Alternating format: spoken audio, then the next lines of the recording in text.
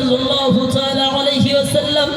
الدنيا وسجن المؤمن وجنة الكافر وقال رسول الله صلى الله تعالى عليه وسلم من صمت نزا رواه البخاري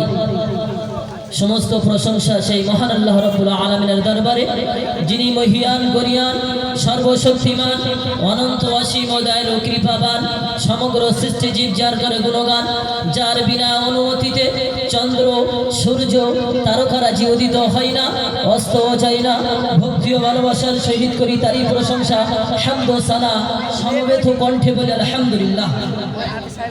তারপরে জানাই যে বর্তমান ভয়াবহ পরিস্থিতি থেকে আমাকে আপনাকে এবং আমাদের পরিবারদেরকে সুস্থ রেখেছেন তার জন্য আরো একবার শুকরিয়া আদায় করে বলি আলহামদুলিল্লাহ।